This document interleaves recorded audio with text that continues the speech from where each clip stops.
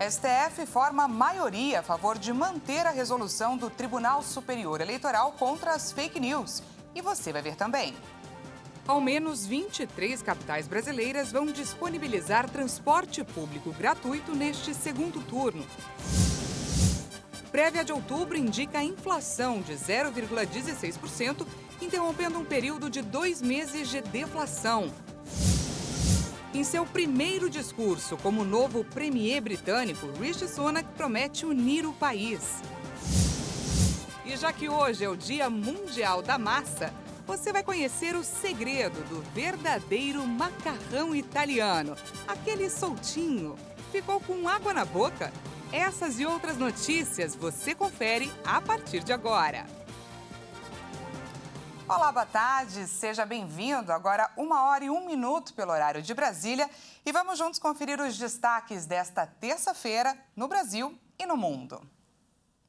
A gente começa essa edição falando de eleições, afinal faltam 5 dias para o segundo turno. E nessa terça-feira, a maioria do Supremo Tribunal Federal votou a favor de manter a resolução do TSE contra as fake news. A Procuradoria-Geral da República pediu para que trechos da resolução fossem declarados inconstitucionais. Vamos conferir. O Supremo Tribunal Federal aprovou em plenário virtual a manutenção da decisão do ministro Edson Fachin, que negou um pedido da Procuradoria-Geral da República para barrar resolução sobre fake news. Os ministros Luiz Roberto Barroso, Gilmar Mendes, Dias Toffoli e Ricardo Lewandowski acompanharam o voto do relator Edson Fachin. O presidente do TSE, o ministro Alexandre de Moraes, foi o último a votar e também foi favorável à manutenção da resolução, garantindo a maioria da corte. Em seu voto, Fachin argumentou que a resolução não extrapola a competência do Tribunal Superior Eleitoral, que tem legítimo poder sobre a propaganda eleitoral. A resolução, que foi aprovada por todos os ministros do TSE na última quinta-feira, prevê que o tribunal determine a redes sociais e campanhas a retirada do ar em até 2 horas de links com fake news. A norma permite agilizar a retirada de conteúdo com desinformação no período eleitoral. Fachin já havia rejeitado de forma monocrática o pedido inicial do procurador-geral Augusto Aras. A Procuradoria argumentou que é possível combater a disseminação de desinformação, oferecendo informações corretas aos cidadãos. A PGR pediu que Fachin revisasse sua decisão ou que o pedido fosse levado ao colegiado do STF em sessão virtual. Ao menos 23 capitais brasileiras vão disponibilizar transporte público gratuito neste 30 de outubro para facilitar a votação. E a Prefeitura de São Paulo, que havia se posicionado contrária à medida, anunciou a liberação do passe livre de ônibus, acompanhando o parecer favorável do Supremo Tribunal Federal. Até o momento, confirmaram o serviço Aracaju, Belém, Belo Horizonte, Boa Vista, Brasília, Campo Grande, Cuiabá, Curitiba, Florianópolis, Fortaleza, Goiânia, João Pessoa, Macapá, Maceió, Manaus, Palmas, Porto Alegre, Porto Velho, Rio de Janeiro, Salvador, São Luís, São Paulo e Vitória. Outras 2 capitais montaram um esquema próprio de gratuidade. Em Rio Branco, a medida deve ser aplicada apenas das viagens de volta e deve ser exigido que o eleitor apresente o comprovante de votação. Dessa forma, os moradores da cidade vão ter que pagar ao menos uma passagem. Já em Natal, a passagem do domingo vai custar R$ 2,00, metade do valor original de R$ 4,00. As capitais decidiram disponibilizar transporte gratuito no próximo domingo, após a decisão do Supremo Tribunal Federal, que facultou as prefeituras a adotar a gratuidade dos ônibus no dia das eleições, de forma a garantir que os eleitores tenham condições de votar. 3 das principais capitais do país decidiram nesta segunda-feira pelo transporte gratuito. A Prefeitura de São Paulo resolveu conceder passe livre nos ônibus municipais. A cidade tem o maior número de eleitores do país. Passam de 9.300.000 eleitores. A gratuidade vai funcionar das 6 horas da manhã às 8 horas da noite. O custo estimado da operação pela Prefeitura é de R$ 7 milhões para o transporte de 3 milhões de pessoas. Vão ser disponibilizados 2.000 coletivos a mais em relação aos domingos normais. A partir de hoje, nenhum eleitor pode ser preso nem detido, a não ser em casos de flagrante. A regra vale até 48 horas após o segundo turno das eleições. E o Supremo Tribunal Federal derrubou o afastamento do governador do Alagoas, Paulo Dantas. O político foi afastado por decisão do Superior Tribunal de Justiça em meio à investigação por rachadinha. Os ministros Gilmar Mendes e Luiz Roberto Barroso, do Supremo Tribunal Federal, decidiram devolver o cargo ao governador de Alagoas, Paulo Dantas. O político tinha sido afastado do cargo no dia 11 de outubro por decisão do Supremo Tribunal de Justiça. Na decisão da Corte, Mendes afirmou que o Código Eleitoral proíbe medidas cautelares contra candidatos a cargos majoritários desde os 15 dias antes do primeiro turno até as 48 horas depois do segundo turno. Barroso considerou que há dúvida razoável sobre a competência para o afastamento pelo STJ, responsável por analisar casos sobre governadores, uma vez que as suspeitas se referem ao período em que Paulo Dantas era deputado estadual. O afastamento atendeu a um pedido da Polícia Federal na esteira da investigação sobre o uso de funcionários fantasmas e desvios de recurso na Assembleia Legislativa de Alagoas. As investigações apontam que foram feitos saques em dinheiro em nome de funcionários fantasmas. Ainda de acordo com as investigações, cerca de 54 milhões foram desviados desde 2019. E agora a gente atualiza o caso do ex-deputado Roberto Jefferson. Ele já foi transferido para o presídio de Bangu 8. Em agosto do ano passado, Jefferson ficou detido nesse mesmo presídio por atos antidemocráticos em que é réu. O ex-deputado federal Roberto Jefferson já cumpre pena no presídio Bangu 8, no complexo de Jericinó. Ele chegou na noite dessa segunda, após audiência de custódia. O presídio é o mesmo em que, no dia 13 de agosto do ano passado, Jefferson foi levado em ação em que ele é réu por suspeita de atos antidemocráticos. O político passou a noite preso no presídio de Benfica, zona norte do Rio, após ter sido detido no domingo. O ex-deputado resistiu à ação e atacou com tiros de fuzil e granadas uma equipe da Polícia Federal que tentava cumprir um mandado de prisão preventiva contra ele. 2 policiais ficaram feridos por estilhaços que atingiram o quadril e o crânio. A prisão do político foi efetivada ainda na noite de domingo. Roberto Jefferson foi indiciado pela PF por 4 tentativas de homicídio e pode se tornar réu em um novo processo. Em depoimento prestado à Polícia Federal, o ex-deputado disse que não teve intenção de matar os policiais. Vamos falar agora de economia. Depois do Índice Nacional de Preços ao Consumidor Amplo 15 registrar 2 deflações seguidas, o indicador tem leve aumento na prévia de outubro. Segundo o IBGE, a alta foi puxada pelos preços das passagens aéreas e pelo reajuste dos planos de saúde. O IPCA 15, indicador considerado a prévia da inflação oficial do país, ficou em 0,16% em outubro. As tarifas de passagens aéreas e o reajuste nos valores dos planos de saúde contribuíram para a alta do indicador. Após 2 quedas seguidas, pressionado pela queda no preço dos combustíveis, o índice de agosto ficou em menos 0,73% e o de setembro em menos 0,37%. De acordo com o IBGE, a redução nos preços dos combustíveis continuou impactando o IPCA 15 em outubro, mas dessa vez em menor intensidade. Com o resultado de outubro, o indicador acumula alta de 4,80% no ano e de 6,85% nos últimos 12 meses, ainda acima do teto da meta estabelecida pelo governo para este ano. Assim como no mês anterior, 3 dos 9 grupos do IPCA 15 tiveram queda de preços. Em outubro, essas retrações foram em transportes, comunicação e artigos de residência. No lado das altas, as maiores variações vieram de vestuário e saúde e cuidados pessoais. 9 das 11 regiões pesquisadas tiveram variações positivas no IPCA 15 em outubro. A maior variação aconteceu em Brasília. Já a menor variação foi registrada em Curitiba. E veja a seguir, em seu primeiro discurso como novo premier britânico, Rishi Sunak promete unir o país. E já que hoje é o Dia Mundial da Massa, você vai conhecer o segredo do verdadeiro macarrão italiano. aquele soltinho? Não perca, nós voltamos já já.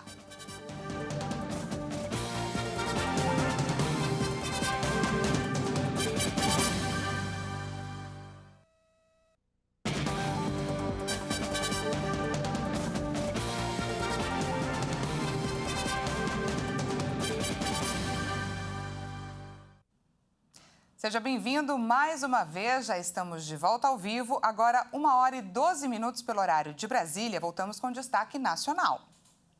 O Senado Federal tem até hoje para votar a medida provisória que libera a compra de vacinas contra a Covid à rede privada. A MP revoga a obrigatoriedade de destinar imunizantes para o setor público. A medida provisória que permite às empresas particulares comprarem e venderem vacinas anti-Covid vence nesta terça. A matéria dispensa a obrigação do setor privado de doar parte das doses compradas para o Sistema Único de Saúde, como previa a lei aprovada durante a pandemia.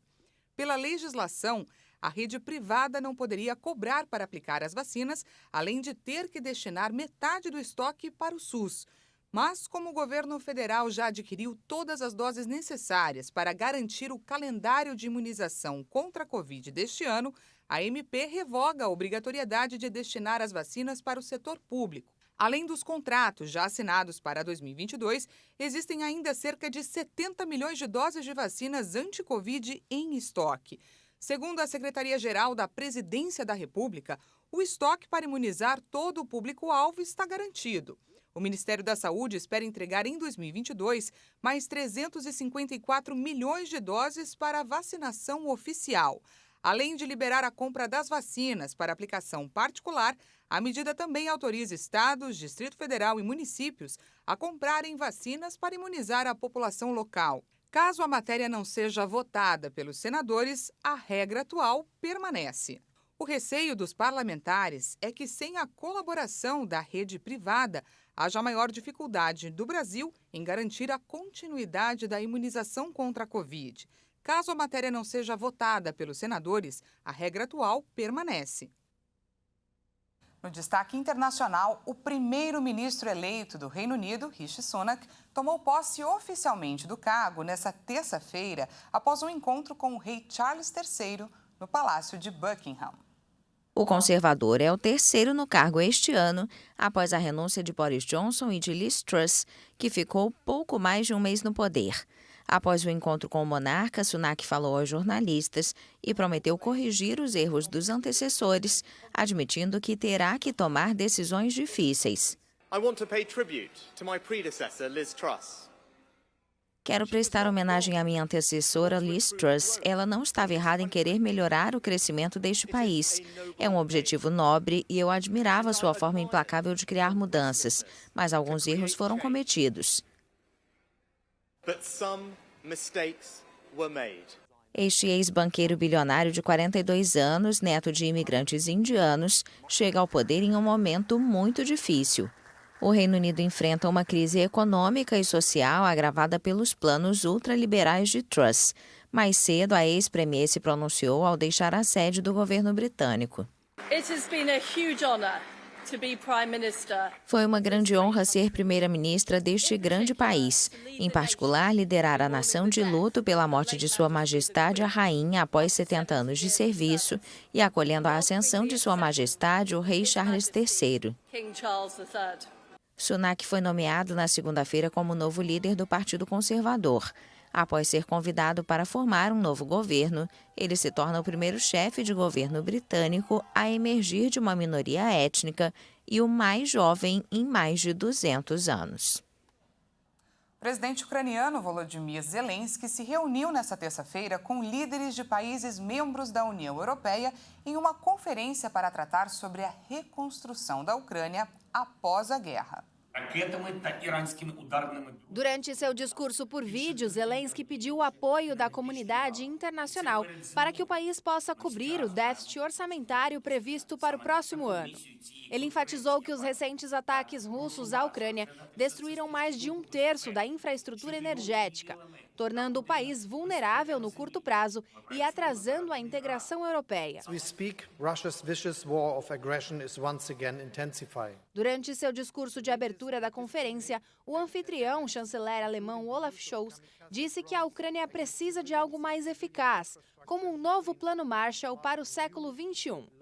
O termo refere-se ao programa de desenvolvimento patrocinado pelos Estados Unidos, que visava reabilitar as economias europeias após a Segunda Guerra Mundial, para guardar a democracia no continente. Segundo Scholz, ajudar a Ucrânia a se recuperar será um desafio para gerações e exigirá a força combinada de toda a comunidade internacional. Ele também reforçou que a Alemanha continuará apoiando Kiev com armas pelo tempo que for necessário. A reunião com líderes políticos e especialistas ocorre em meio à expectativa de a Ucrânia ingressar no bloco em um futuro próximo, além de o país ser um possível aliado do continente na exportação de energia verde. As negociações sobre como proceder com a reconstrução da Ucrânia após a guerra devem continuar sendo a pauta nos próximos meses. De acordo com o levantamento do Banco Mundial, serão necessários mais de 349 bilhões de dólares para reparar os danos causados pela guerra. E aproveitando que é a hora do almoço, vamos falar de comida. Hoje é o Dia Mundial do Macarrão. Aqui no Brasil, cada pessoa consome pelo menos 6 quilos do alimento por ano.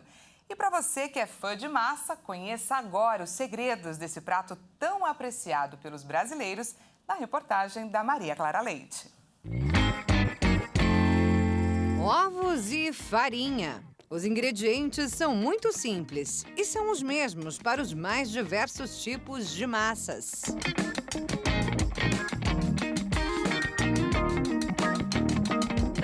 O que a gente encontra hoje no mercado? Geralmente as massas secas, porque ela tem um shelf life, uma validade muito maior, né? E é muito mais fácil você encontrar nos supermercados. E econômico. Porém, a massa fresca também ela é econômica, mas você tem que ter hoje um certo equipamento para poder fazer o espaguete.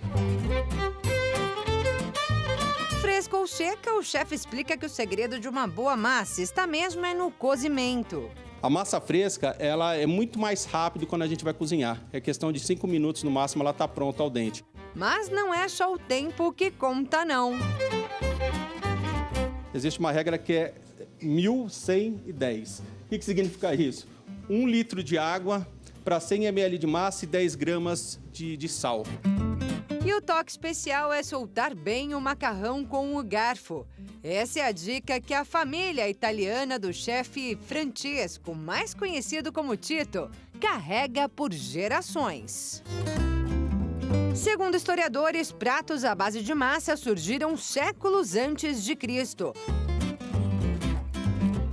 Mas alguns estudiosos dizem que o macarrão foi criado pelos chineses e da China levado pelo explorador Marco Polo à Itália, onde foi aprimorado até chegar ao jeitinho que se conhece hoje.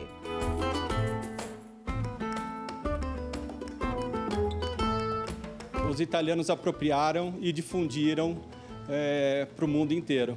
Inclusive ao Brasil, onde teria surgido após a chegada de imigrantes italianos, entre eles os avós do chefe. Minha referência de pequeno é sempre em volta da mesa, com a minha avó, principalmente preparando molhos, né, todo domingo, molhos diferentes, e aquele prato de massa farta, onde reunia todo mundo, onde tinha sempre um bom papo, uma boa conversa, muitas risadas, brincadeiras. Acho que a massa tem um pouco disso aí também, de reunir a família.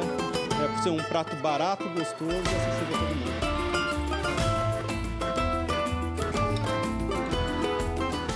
A família do Tito é fundadora e proprietária dessa cantina italiana existente há mais de 60 anos.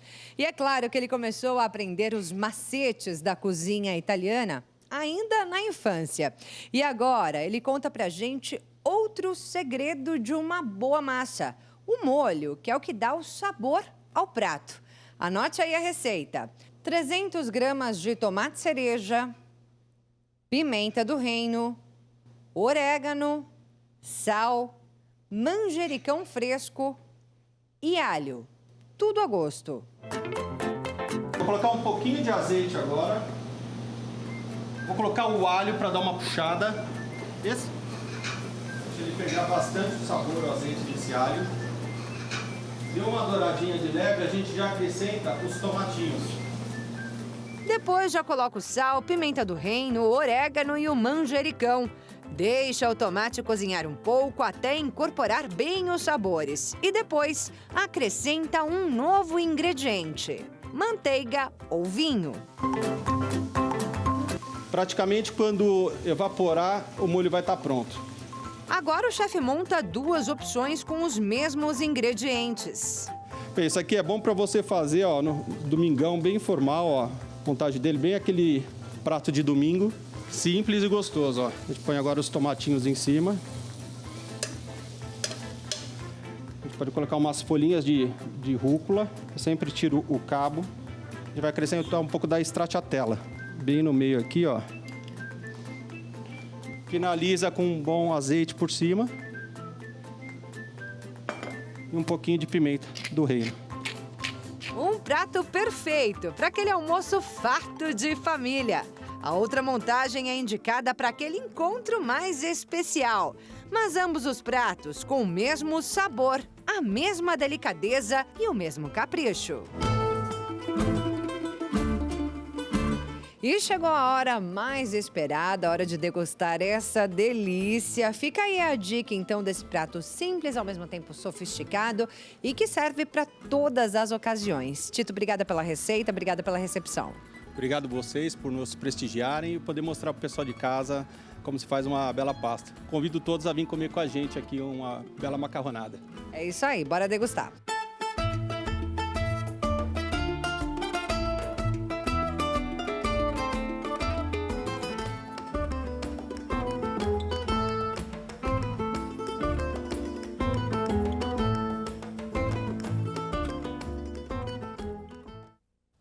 Deu água na boca, não deu? Macarrão é paixão nacional, mundial, vai bem no frio, no calor, molho branco, vermelho. Eu fiquei aqui só na vontade, não sei você. Essa edição fica por aqui mais uma vez. Obrigada pela companhia. Uma ótima tarde para você e até amanhã.